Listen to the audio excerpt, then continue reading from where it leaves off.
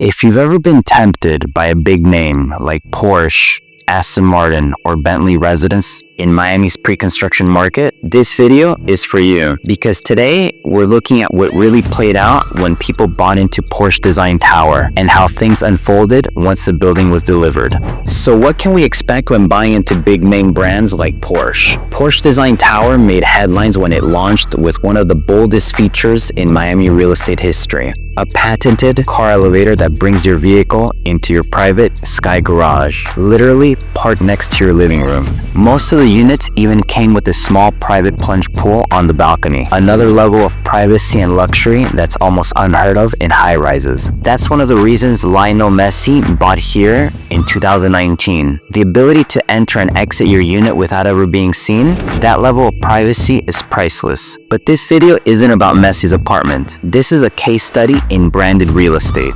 because Miami now has Porsche Tower, Aston Martin residences, and soon Bentley residences, among others. And what we're really asking is, does the brand protect your investment?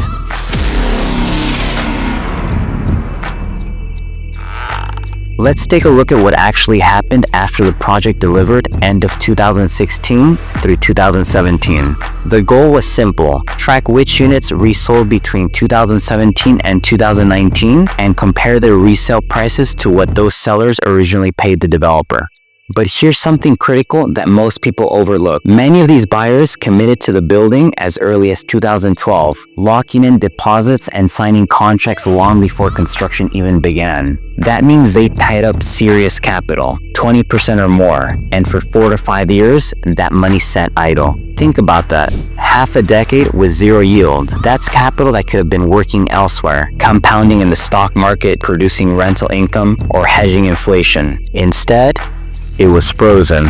This is the true hidden cost of pre-construction, not just what you pay, but what you lose while you wait. And the results were very telling. Out of the entire sample, all units resold at a loss except one. In fact, when we average out all those resale transactions and include estimated closing costs, both when the buyers originally purchased from the developer and again when they resold, the average owner lost about 28% of their total investment.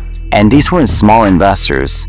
Some bought for 6, 7, 8 million and resold for millions less just a few years later.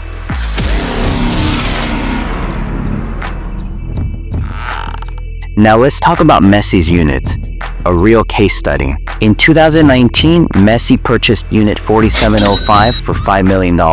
But what if he had bought it in pre-construction? A comparable unit, 3905, was sold by the developer to the first buyer for $7 million, plus closing cost. That buyer resold in 2019 for $4.5 million. So if Messi had bought in early, he would have overpaid somewhere in the $2 to $2.5 million range. And that's not including taxes, fees, or carrying costs. That unit literally lost 1/3 of its value.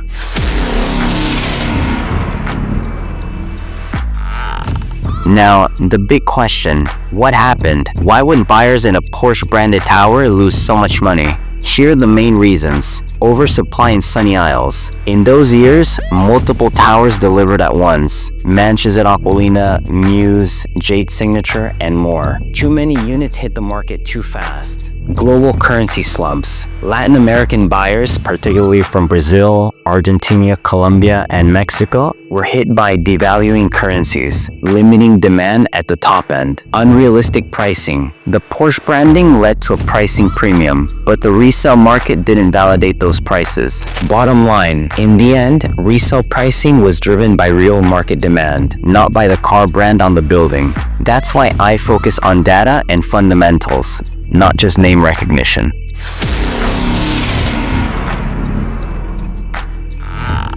So does this mean branded towers are a bad investment? Not necessarily, but it does mean timing, comps, and absorption risk matter more than the name on the building. Tips for buying branded real estate: always compare resale comps in the neighborhood, not just within the tower. Ask how many units are hitting the resale market upon delivery. If too many hit at once, pricing comes under pressure. Consider privacy and lifestyle benefits, but not as a guarantee of ROI.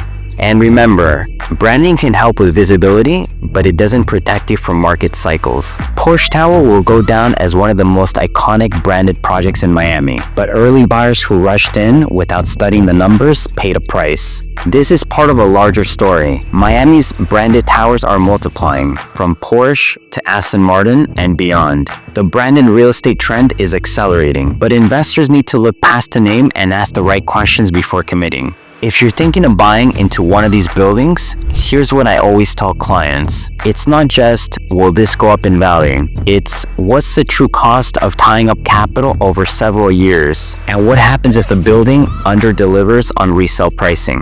Subscribe for more deep dives like this. Miami Luxury Decoded. I'm Brian Oyola, and I'll see you in the next one.